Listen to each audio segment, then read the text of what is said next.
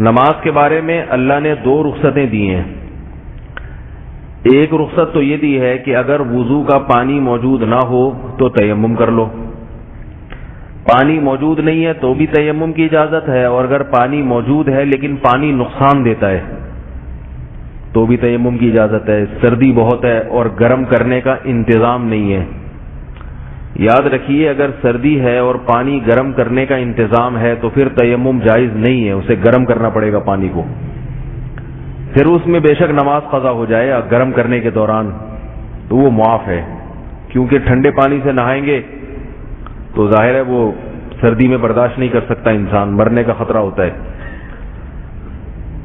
بعض لوگ سستی میں یہ کرتے ہیں کہ غسل فرض ہوا سفر میں کہیں تو وہ کہتے ہیں کون پانی گرم کرے, چھوڑو تیمم کر لو. ایسا نہیں ہے, آپ کو پانی گرم کرنا اگر ممکن ہے آپ کے لیے تو پانی گرم کرنا پڑے گا, نماز چھوڑنا جائز نہیں ہے. دوسری بات یہ ہے کہ اللہ نے پہلی رخصت تو کیا دی کہ وضو نہیں ہے, پانی نہیں ہے تو کیا کر لو, تیمم کر لو. دوسری اجازت یہ دی کہ سفر میں 4 رکعتوں کے بجائے 2 رکعتیں پڑھ لو. یہ بھی اللہ تعالی نے اجازت دے دی. یہ تمام اجازتیں اس لیے دی جا رہی ہیں کہ نماز تمہاری چھوٹ نہ جائے تم سے. سفر میں 4 کا حکم ہوتا تو تم یہ کہہ سکتے تھے کہ اللہ جلدی بھی ہے, بس نکلنے کا خطرہ بھی ہے, ٹرین چھوٹنے کا خطرہ بھی ہے, یہ مسائل ہیں, کھڑے ہونے کی جگہ نہیں ہے, تو پوری 4 اس لیے میں نے نماز چھوڑ دی. تو اللہ نے کیا کہا, لیس علیکم جناح اذا ضربتم فی الارض ان تقصروا من الصلاۃ, کہ بھئی نماز میں کمی کر سکتے ہو. تو اب یہاں ایک غلط فہمی لوگوں کو یہ ہو جاتی ہے, سفر میں بعض لوگ یہ کرتے ہیں کہ بیٹھے بیٹھے نماز پڑھنا شروع کر دیتے ہیں, جہاں ٹرین کا رخ ہے یا جہاں بس کا رخ ہے یا جہاں جہاز جا رہا ہے وہ ادھر ہی کھڑے ہو کے نہیں پڑھتے, اور بعض سرے سے پڑھتے ہی نہیں ہیں. 3 غلطیاں ہوتی ہیں. پہلی غلطی بعض پڑھتے ہی نہیں, کہتے ہیں سفر ہے چلتا ہے, اللہ غفور رحیم ہے, سفر میں تو بہت ساری شریعت نے رخصتیں دی ہیں. بعض پڑھتے ہیں مگر بیٹھے بیٹھے پڑھتے ہیں. ان سے کہا جائے بھائی نماز کھڑے ہو کر پڑھو تو کہتے ہیں سفر ہے, سفر میں اللہ تعالیٰ نے آسانیاں پیدا کی ہیں. سمجھ رہے بات. اور بعض کیا کرتے ہیں, بیٹھ کے بھی پڑھتے ہیں اور قبلہ رخ بھی نہیں ہوتے. ان سے کہا جائے تو بھی یہی دلیل کہ سفر ہے, اللہ غفور الرحیم ہے. تو اللہ نے جو رخصتیں ہمیں دی ہیں وہ یہ بتانے کے لیے کہ میں نے جو رخصتیں تمہیں دی ہیں وہ تو رخصت ہے,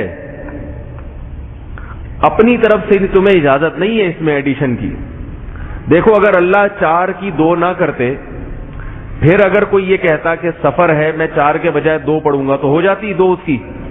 بھائی اس کو کس نے یہ اتھارٹی دی ہے, کس نے اختیار دیا ہے کہ وہ خود سے فیصلہ کرے کہ سفر ہے لہذا چونکہ اللہ نے وہاں بھی آسانی دی تو یہاں بھی, کس نے اختیار دے دیا. فرض نماز میں قیام فرض ہے, کھڑے ہو کر نماز پڑھنا فرض ہے. اگر آپ کھڑے ہو کر نماز ادا نہیں کریں گے تو جیسے مقام پہ نماز نہیں ہوتی, سفر میں بھی بیٹھ کے نماز نہیں ہوتی, اس میں بھی کھڑے ہو کر نماز پڑھنی پڑے گی اور قبلہ رخ ہونا پڑے گا. اس میں بھی قبلہ رخ ہوئے بغیر بھی نماز سفر میں بھی ادا نہیں ہوگی. اور تیسری بات یہ کہ پڑھنا بھی پڑے گی. نہیں آ رہی بات.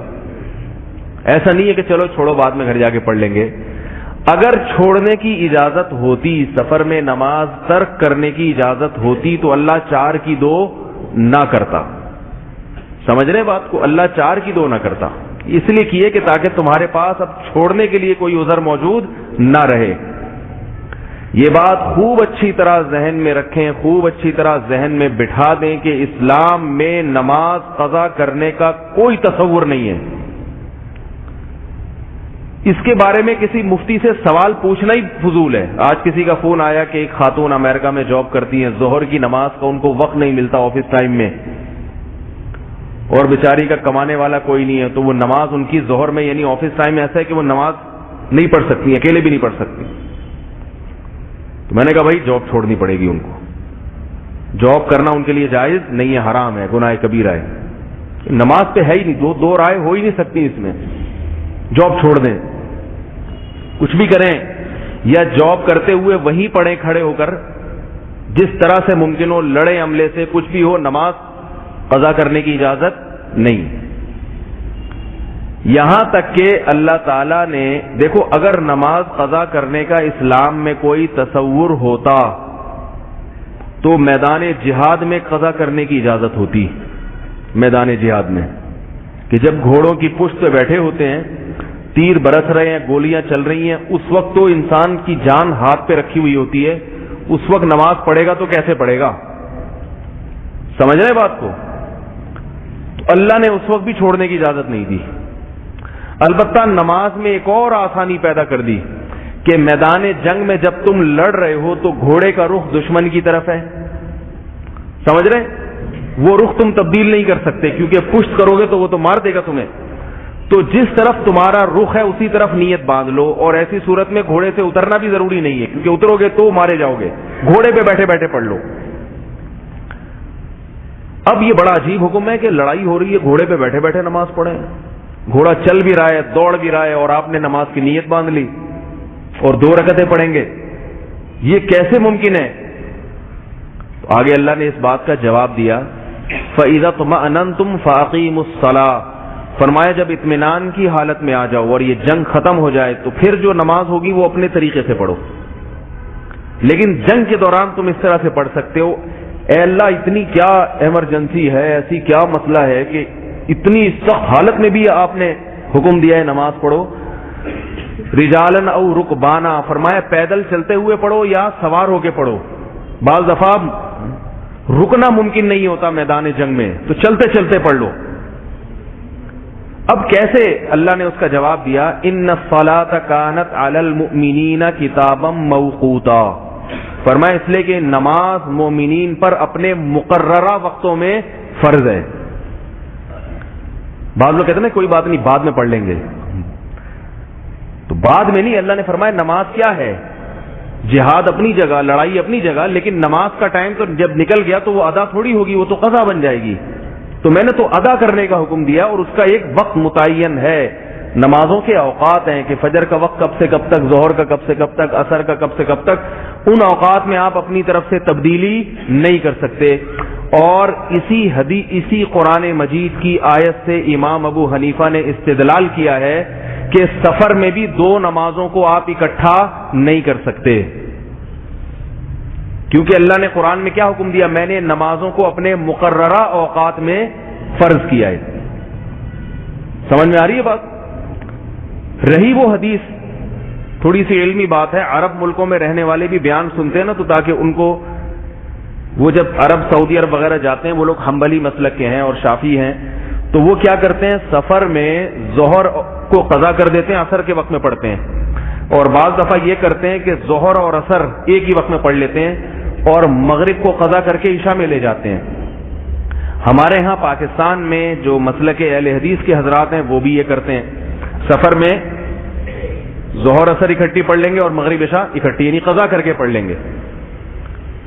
تو امام ابو حنیفہ رحمہ اللہ تعالی کی دلیل قرآن مجید کی آیت ہے کہ نمازوں کو اللہ نے مقررہ اوقات میں فرض کیا ہے.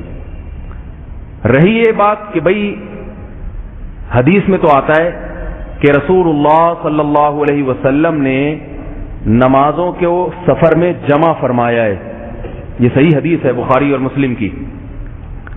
اب میرے پاس فون آتے ہیں نا لوگوں کے, ہر طرح کا طبقہ کے فون آتے ہیں. بعض کہتے ہیں ہم سفر میں, وہ بعض اہل حدیث نے کہا کہ 2 اکٹھی پڑھیں گے, ہم نے نہیں پڑھی تو کہتے ہیں حدیث میں آتا ہے. تو پھر وہی مسئلہ شروع ہو جاتا ہے کہ تم ابو حنیفہ کو فالو کرتے ہو, حدیث کو فالو کرتے ہو, ابو حنیفہ یہ کہہ رہے ہیں, حدیث وہ کہہ رہی ہے, تو وہ بیچارہ عجیب سی ششکوپن میں پڑ جاتا ہے وہ کہ میں کیا کروں.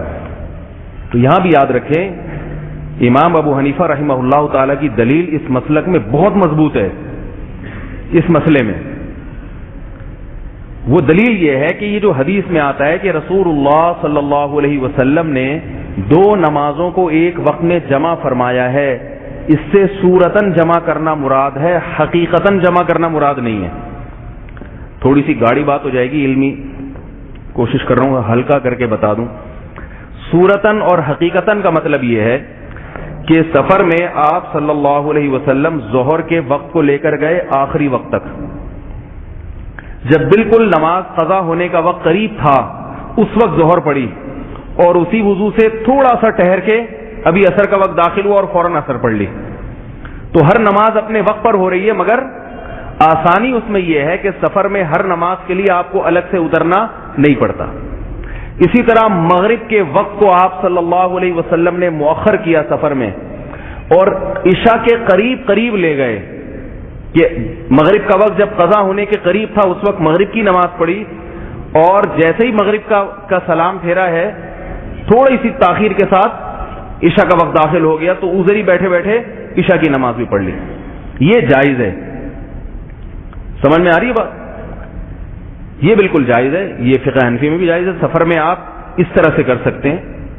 اور سوال یہ پیدا ہوتا ہے کہ بھئی حدیث کی یہ تعویل آپ نے کس دلیل کی بنیاد پہ کی ہے؟ حدیث میں تو الفاظ مطلق ہیں کہ رسول اللہ صلی اللہ علیہ وسلم نے سفر میں ظہر اثر کو اکٹھا کیا اور مغرب عشاء کو اکٹھا کیا ہے.